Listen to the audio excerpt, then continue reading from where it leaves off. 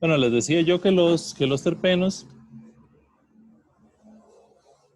suelen tener un punto de ebullición relativamente altos. Entonces, no son sustancias que se separan fácilmente, o sea, que pueda uno, digamos, destilarlas o algo así. Eh, la técnica, pues, de arrastre de vapor, se utiliza precisamente para que, eh, digamos, uno hierve agua que tiene, pues, alrededor de 100 grados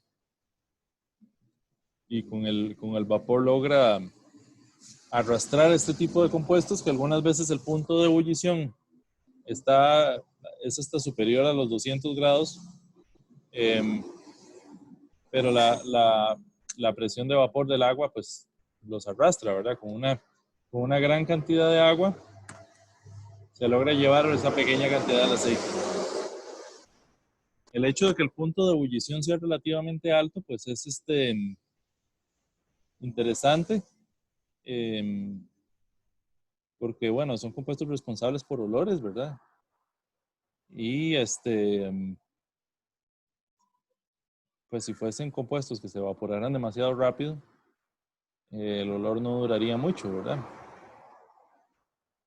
Son compuestos también que muchos de ellos son bioactivos. Bueno, el hecho de que tengan olor quiere decir que se unen a algún tipo de receptor que en la nariz, ¿verdad? Que tenemos. Eh, muchos de ellos tienen actividad también, actividad biocida en microorganismos. En esta, por ejemplo, en esta área que yo trabajaba de la ingeniería metabólica, muchas personas han estado tratando de hacer terpenos de aceites esenciales en microorganismos, pero las concentraciones son bajísimas. Yo pienso que la razón es precisamente esta, tienen actividad biocida, tienen actividad antimicrobiana, muchísimos de ellos. Este, también en parte por esto y por otras razones se han estado probando mucho como medicinas alternativas, ¿verdad? Eh, esto, pues digamos que los mecanismos todavía no todos ellos están claros del todo, pero sí es claro que los aceites tienen algún tipo de actividad biológica. Y también tenemos, pues, terpenos que son responsables de colores, ¿verdad? Perdón, como el betacaroteno o algunos otros compuestos, que generan tipos de pigmentos accesorios en plantas. ¿Verdad? Entonces, en general, ¿qué son los terpenos? Son polímeros del isopreno, ¿verdad? Y el isopreno es este señor que está aquí. Eh, tanto el isopreno como los derivados suelen tener a menudo muchos dobles enlaces conjugados. Eso quiere decir que tienden a ser compuestos coloreados, ¿verdad? Algunos ejemplos ahí, por ejemplo, em, monoterpenos, digamos, dice mentol. El terpeno, la unidad de terpeno, está formada de dos isoprenos, ¿verdad? Entonces, por ejemplo, si uno habla de un diterpeno, es como si tuviese 4 unidades de isopreno, ¿verdad? Y así sucesivamente. Un triterpeno tendría 6, ¿verdad? Digamos así, la unidad del terpeno son como 2 isoprenos. Entonces, compuestos de 2 isoprenos o monoterpenos, ¿verdad? Podríamos hablar de esos, geraniol, alcanfor, mentol.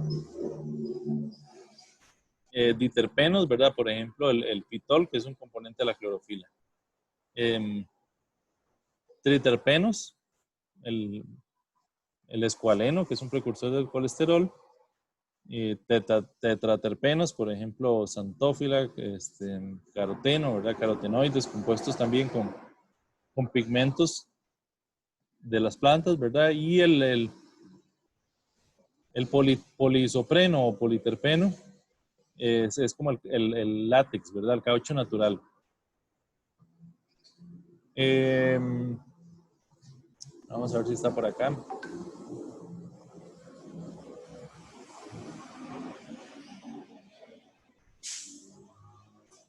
Por ejemplo, acá está, perdón, betacaroteno, ¿verdad? Que es eh,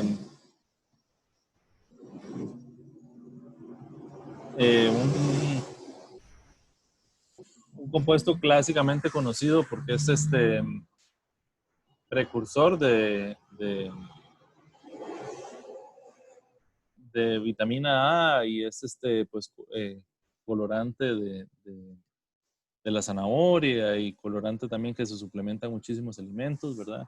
Por ejemplo, el alfa-caroteno, que es semejante, pero que tiene un doble enlace distante.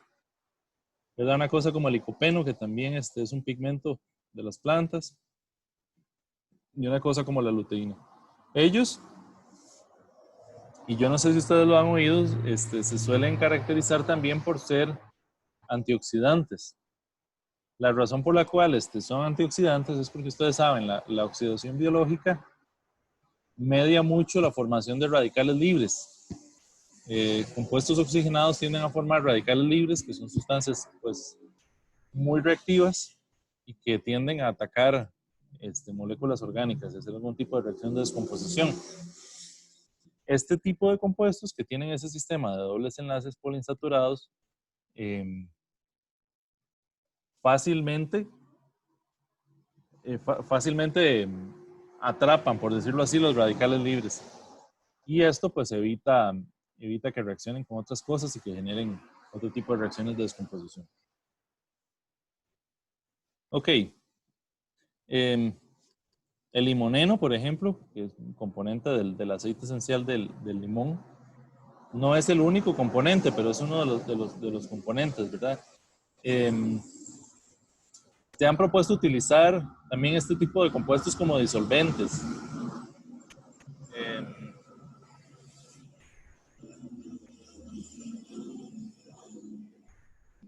yo pienso que es una molécula en extremo costosa para utilizarla como disolvente, pero son más bien, tiene sentido como olores, bueno, otro tipo de aplicaciones. En el caso de los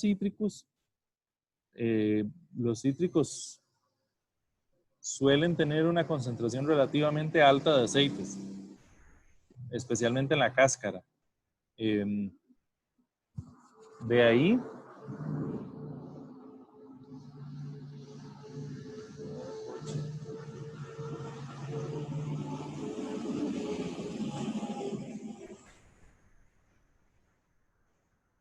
perdón, es que pues vivo al lado de una calle principal, entonces pasa esto a veces. Eh,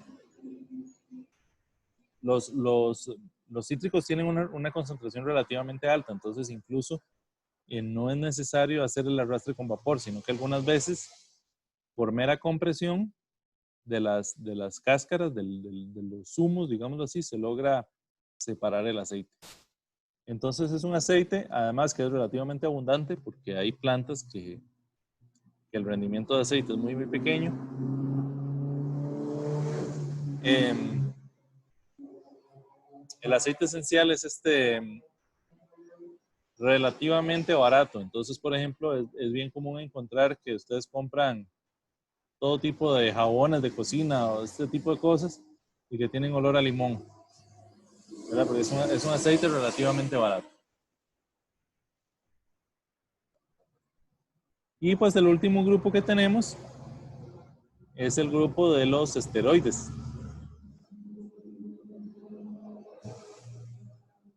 El grupo de los esteroides se caracteriza por tener este conjunto de anillos, ¿verdad? Y este conjunto de anillos se le llama con este nombre, esteranos, esterano ciclopentano per hidrofenantreno. Eh,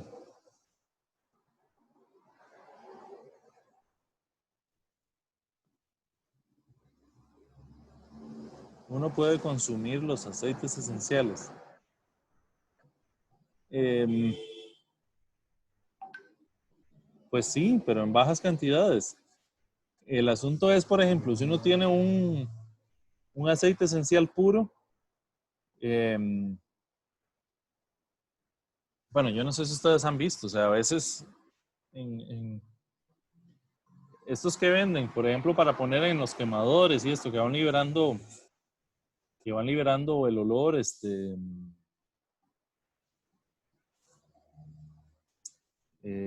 pues son usualmente muy fuertes.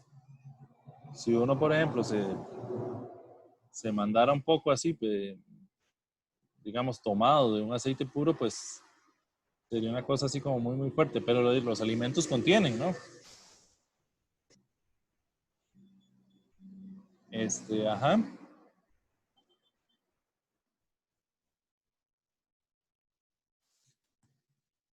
Sofía.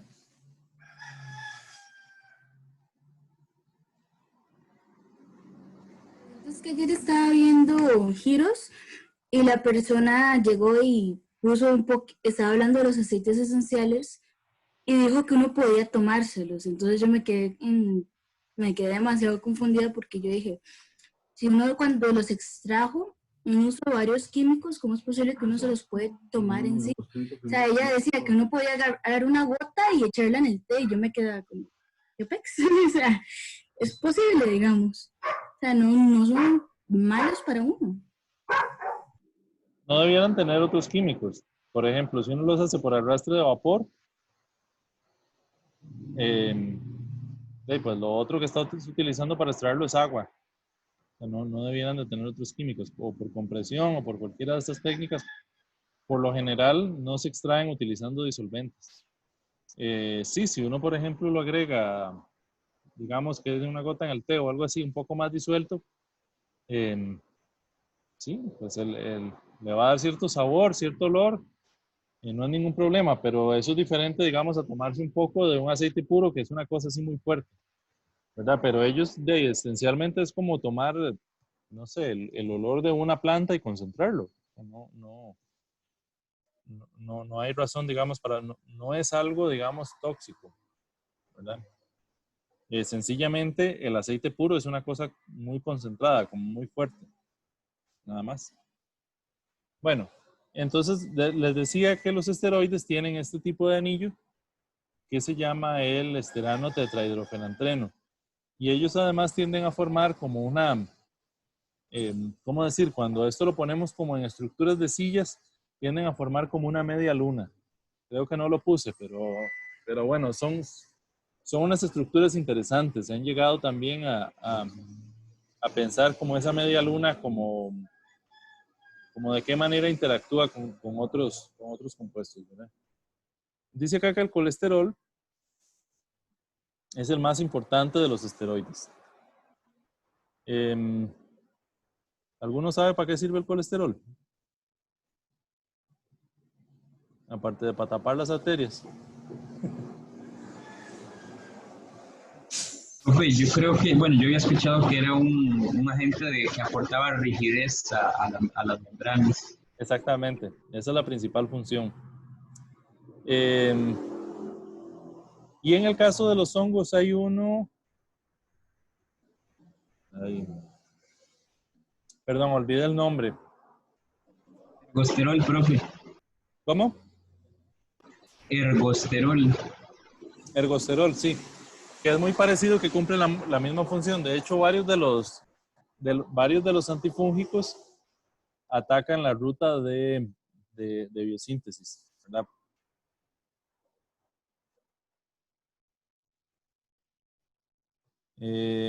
Bueno, entonces, pero la regulación del colesterol es bien, bien importante porque efectivamente, sin colesterol las membranas suelen ser muy flácidas, suelen o sea, carecer de rigidez, pero el hecho de que tengamos demasiado colesterol, pues es un problema también en las arterias, ¿verdad? Porque es una sustancia muy, muy sólida, ¿verdad? Con un punto de fusión relativamente alto.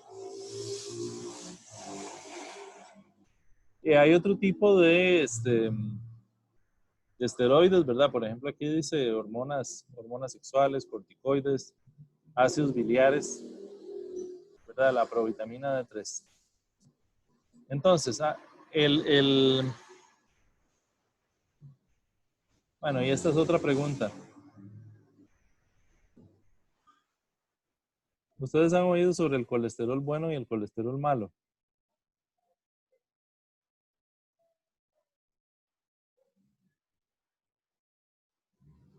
Sí, como en el huevo, que dicen, a esta parte tiene colesterol bueno, o el huevo siempre ha tenido como mucha controversia. ¿Y saben qué son? Sí, son lipoproteínas de alta y baja densidad. No sé, no recuerdo cuál era cuál, pero así era, me parece. Ajá, exactamente. O sea, el colesterol es este mismo, pero digámoslo así, vamos a ver. Bueno, ya ahorita hablamos de la lipoproteína. Nada más, por ejemplo, aquí hay varias hormonas que ustedes pueden ver están basadas en el mismo anillo.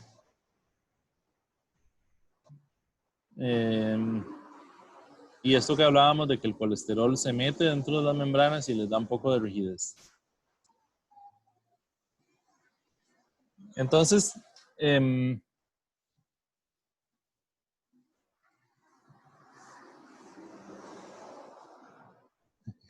digámoslo de esta manera, la lipoproteína de alta densidad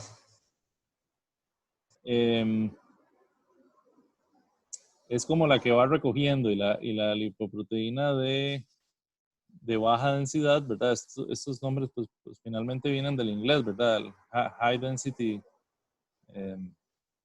y low density. Digamos, la molécula de colesterol suele viajar como en ese tipo de paquetes, ¿verdad? Entonces, cuando tenemos mucha de la de baja densidad, esa es la que es decir, el colesterol junto con la lipoproteína, la que tienden a formar obstrucciones arteriales. Por eso en la sangre se controla mucho la concentración de las lipoproteínas.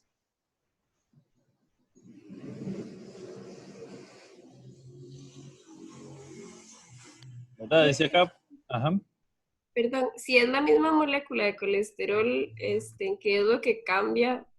O sea, o qué tienen de diferente para que cambie la densidad, pues.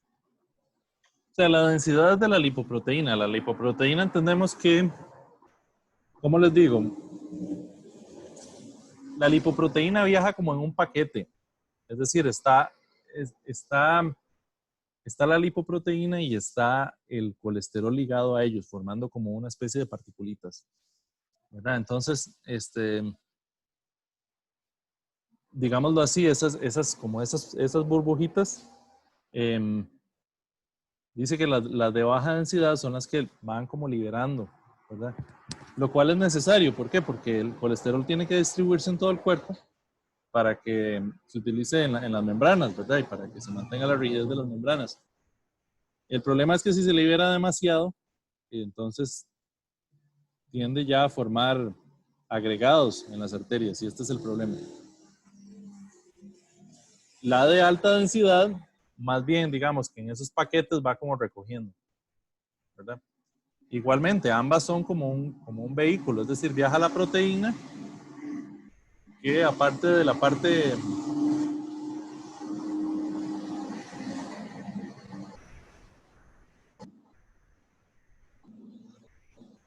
digamos, aparte de lo que es peptídico, tiene una parte lipídica, pero además ellas tienden a formar una partícula grande que tiene lípidos asociados y entre ellos el colesterol, ¿verdad? Entonces el colesterol pues forma parte de esa nanopartícula, por decirlo así, que se transporta en la sangre.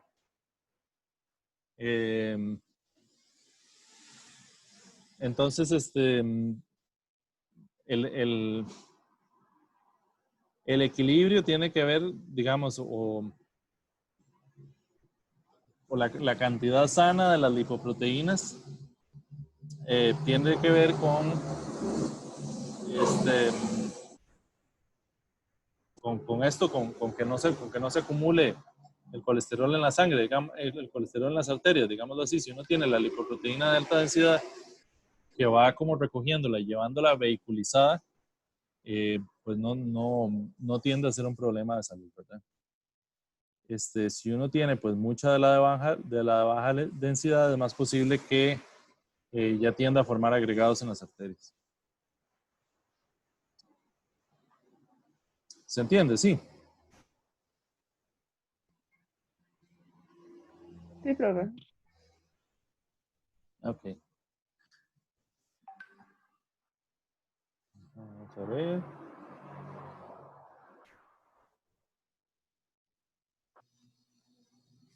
No. Es decir,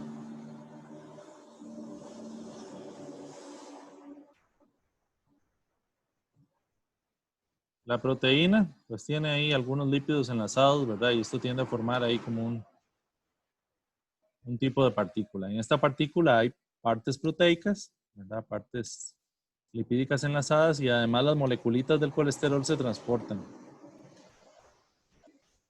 ¿verdad? Esto es como un solo paquete, digamos, como una sola partículita que viaja en la sangre. Entonces, las de baja densidad tienden a liberar del colesterol que está enlazado a la partícula, lo tienden a liberar hacia afuera, ¿verdad? Y las de alta densidad lo tienden a recolectar. Si tenemos mucha de baja, o sea, ambas, digamos, forman parte del mecanismo de distribución, es decir, el colesterol tiene que viajar en la sangre y tiene que llegar a todas las partes del cuerpo para proporcionarle colesterol a todas las membranas celulares. Pero si hay un desequilibrio de ellas y hay mucha más de la de baja densidad, entonces se va a liberar mucho colesterol y se va a comenzar a acumular en las arterias, ya va a comenzar a formar un taco ahí, por decirlo de alguna manera. Ok, ay, ¿qué me pasó con la pantalla?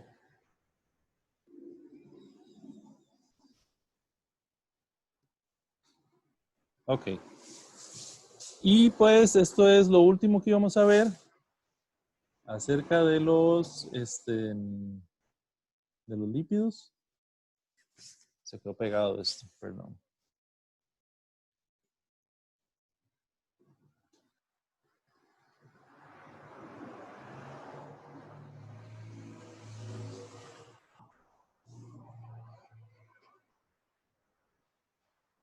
Y es un poco los modelos de transporte en las membranas, ¿verdad? Hablábamos hace un rato de que las membranas están formadas de fosfolípidos, ¿verdad? Que tienen las cadenitas que son cadenitas no polares y tenemos las cabezas que son cabezas polares. Tenemos proteínas que están asociadas ya sea a un lado, que pueden incrustarse, digamos, hacia el interior de la membrana o que la pueden atravesar por completo.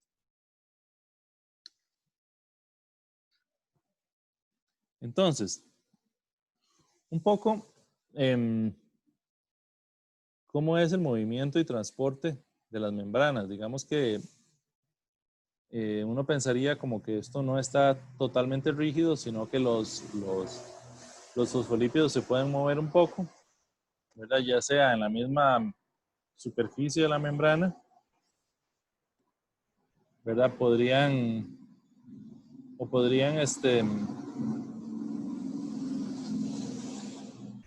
eventualmente con un poco más de dificultad cambiar incluso de un lado a otro.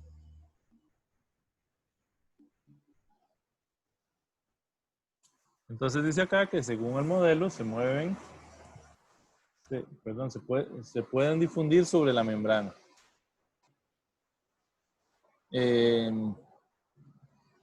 Y que se conoce que algunas de ellas están relativamente estáticas. Realmente que un fosfolípido brinque de un lado a otro no es tan sencillo, ¿verdad? Pero puede haber ahí algún tipo de condiciones que lo faciliten, ¿verdad? Y dice aquí que el número... perdón, no el fosfolípido, sino la proteína. O sea, la proteína usualmente está, digamos, anclada a una parte.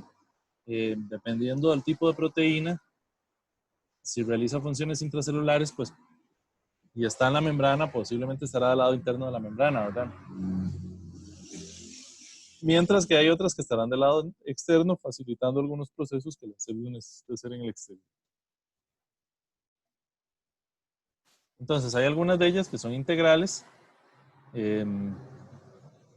digámoslo así, tienen regiones que son relativamente polares a ambos lados y tienen una región no polar en el medio, ¿verdad? Entonces, se logran como meter dentro de la membrana, atravesándola de un lado a otro,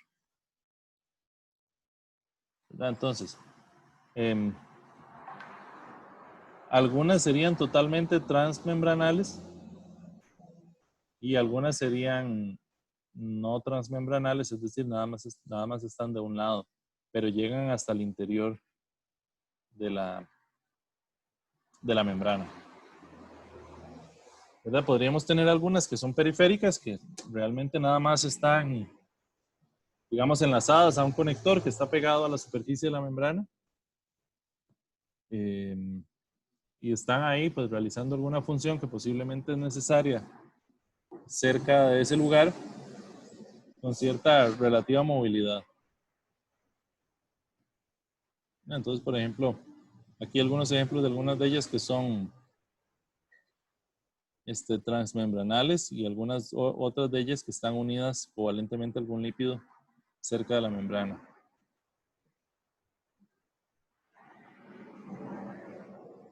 Ok. Luego, ¿cómo se mueven otro tipo de sustancias?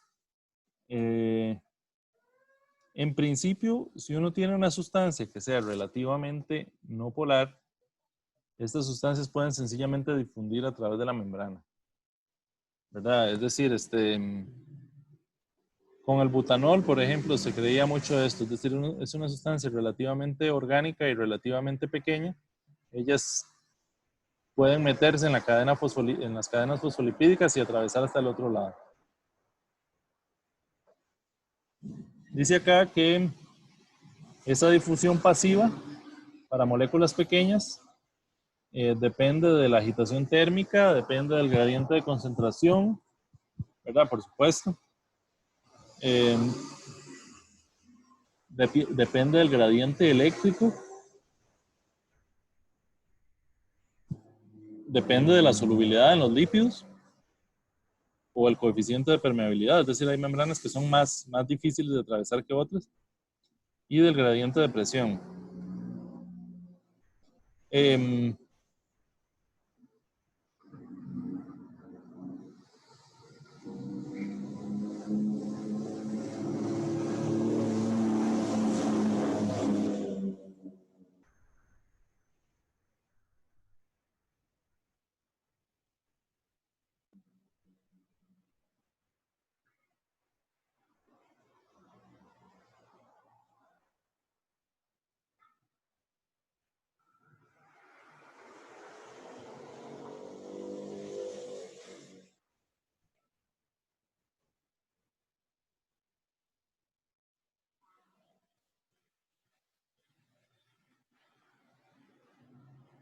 Sé que hay una pregunta, pero no puedo abrirlo.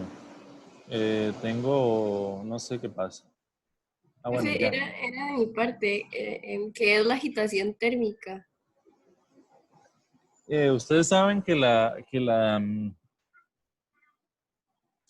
digamos, el movimiento de la temperatura y el movimiento, la energía cinética de las partículas está relacionada. Tiene que ver con esto, con, digamos, qué tanta movilidad tienen las partículas en las condiciones. Es decir, no es igual la movilidad que tiene una sustancia en una temperatura más alta que en una temperatura más baja, ¿verdad? Igualmente hay cierto tipo de sustancias que tienden como a tener más movimiento y más fácilmente pues logran atravesar una membrana. ¿Verdad? Ok. También hay proteínas que son de canales iónicos. Estos son como Bueno, y recientemente se han descubierto cualquier tipo de transportadores de muchas sustancias que antes se creía que no tenían transportadores, ¿verdad? Pero son pues algún tipo de proteína transmembrana, pues que tiene poros, que estos poros eventualmente pueden abrirse, ¿verdad? Y permitir el paso de sustancias. O naturalmente tener un paso selectivo, ¿verdad? Y es el caso, como el de la difusión facilitada. Es decir, yo tengo un poro que puede permitir el tránsito de cierto tipo de sustancias o digamos de cierto gradiente de concentración. Tal vez cuando hay cierto gradiente de concentración, algunas de ellas ya pueden atravesar el poro. Ok. Pero aún así el transporte, digamos, por difusión es un transporte de tipo pasivo, es decir, no hay energía ahí en medio. Entonces dice, bueno, un transportador interactúa con el soluto y lo transfiere al otro lado de la membrana. La alta concentración produce la unión al transportador. Un cambio conformacional transfiere el soluto hacia el otro lado. Dice la baja concentración al otro lado, pues es la fuerza que separa el soluto del transportador, ¿verdad? Y el cambio conformacional lo retorna al estado inicial. Digámoslo así, el poro no es como un hueco abierto, sino que es como, ¿cómo lo decimos? ¿Ustedes recuerdan los trompos de los buses viejos cuando no habían contadores de pasajeros electrónicos?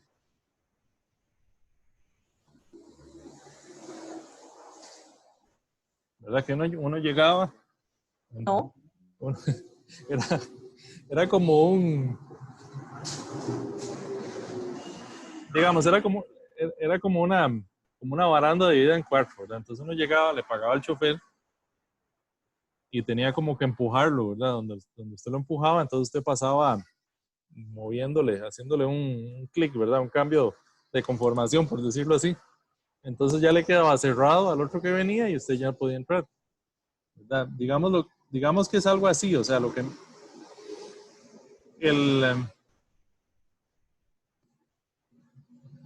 hay como de un lado de la membrana hay una concentración más grande. Entonces esa concentración más grande lo empuja hacia el otro lado, pero el hecho de empujarlo tiene que hacer como algún tipo de fuerza, es decir, eso no va a permitir el paso libre de las moléculas entre los dos lados, porque si no toda la presión osmótica, intracelular, o sea, toda la presión, todos los gradientes de concentración y todo lo que hay al interior de la célula se pierde, ¿verdad? Y eso no puede ser. Hay algo más en el chat, pero es que me está fallando, está como pegado.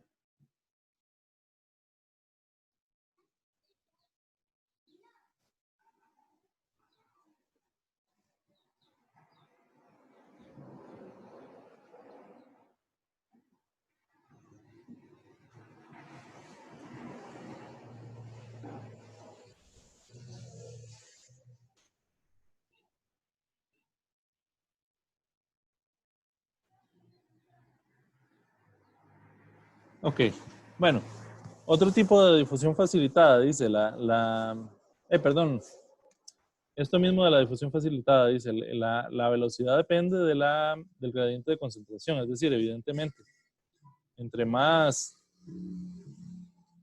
alto sea de un lado, la concentración de un lado y más baja del otro lado, pues más rápida será la transferencia.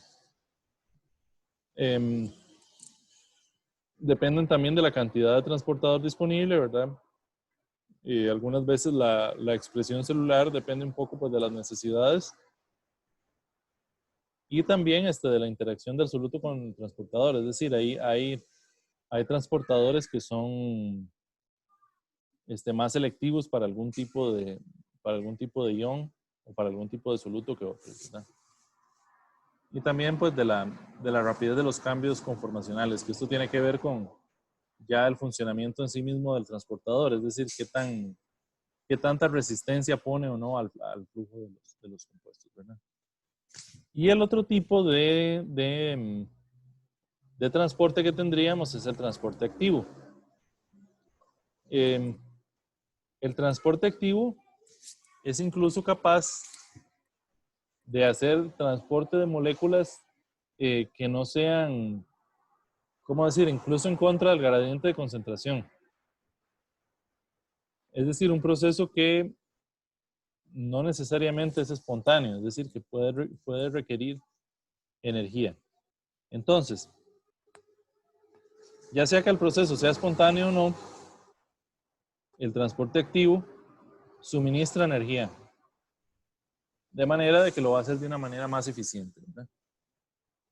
Dice acá que las moléculas se transportan en oposición a la tendencia termodinámica. Pudiese ser que sí o pudiese ser que no.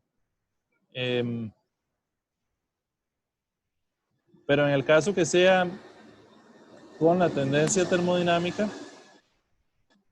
podría llevarlo hasta el caso que sea en contra de la tendencia termodinámica. ¿Eso qué quiere decir? Que pues la tendencia siempre es a igualar las concentraciones a ambos lados de la membrana, ¿verdad? Entonces por eso yo les decía, uno lo podría hacer incluso en contra de ese gradiente. Dice acá que la energía se toma de las reacciones químicas. Es decir, necesitamos incorporar ATP, ¿verdad?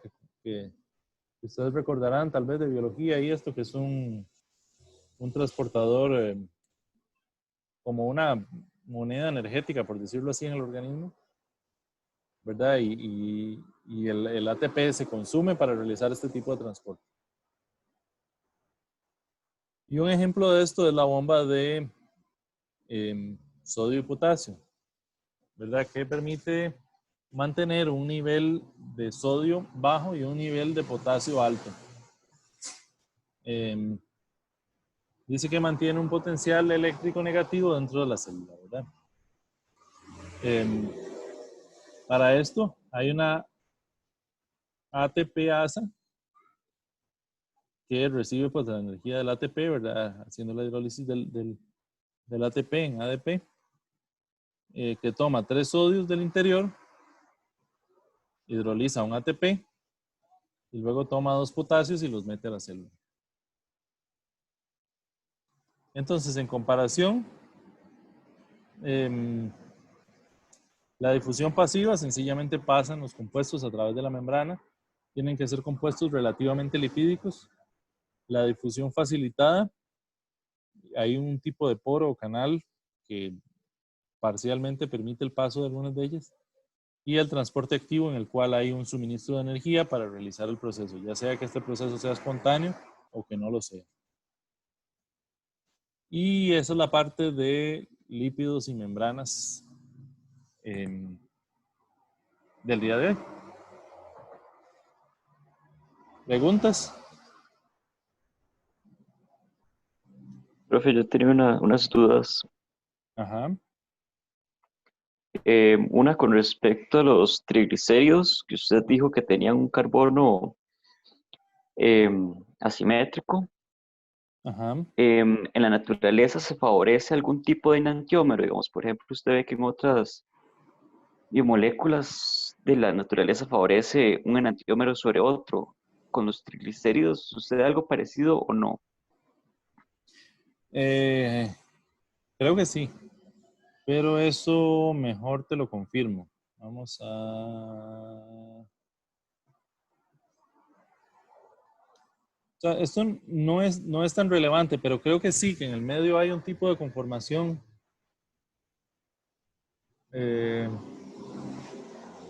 No recuerdo hacia cuál lado era, pero creo que sí hay un tipo de conformación que es el favorecido. En el caso de las lipasas, sí sé que hay algunas que son muy genéricas, o sea que de hecho se han utilizado mucho para cierto tipo de biocatálisis porque casi que le entran a cualquier tipo de éster. Y sí sé que hay algunas que son específicas para cierto tipo de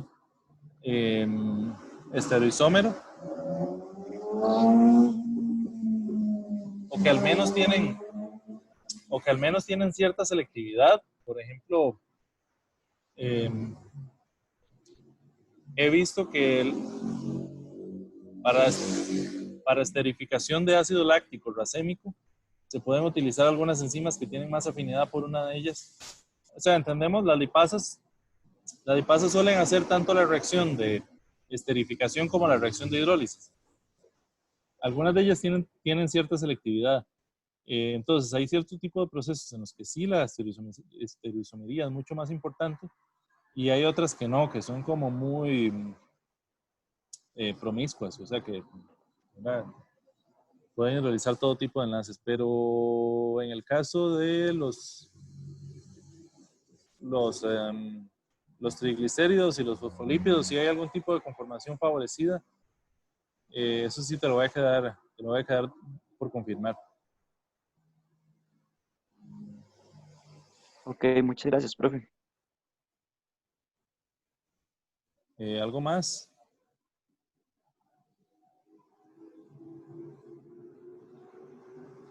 Lo del transporte activo.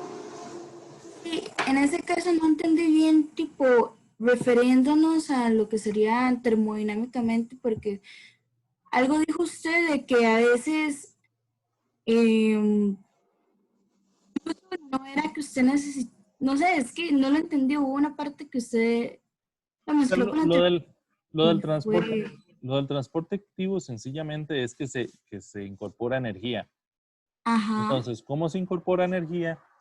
El proceso de transporte sin esa energía podría ser no espontáneo. ¿Me Eso explico? fue lo que no entendí, porque es que podrías, usted también dijo algo con lo de las enzimas que podía ser facilitado o algo así, eso fue lo que no entendí. Vamos a ver, o sea, el punto más importante es ese, que se incorpora energía. Entonces, digámoslo así, yo tengo una célula que produce, digamos, un esteroide. Entonces, ese esteroide,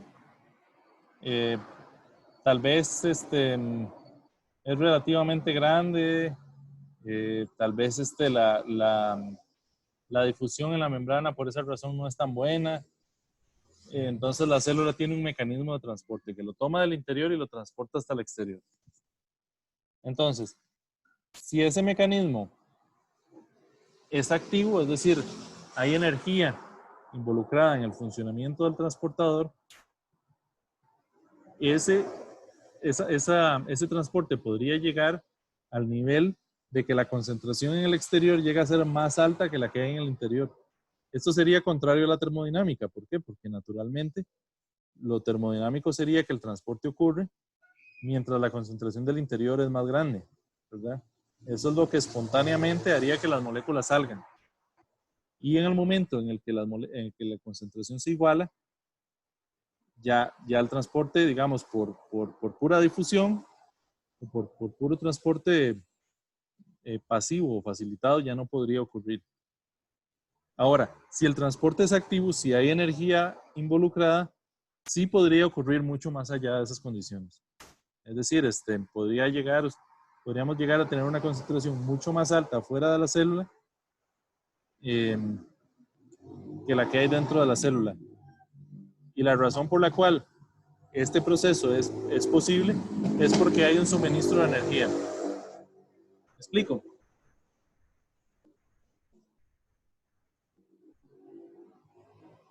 Es decir, ¿qué es lo que es termodinámicamente favorable? Que las concentraciones se igualen.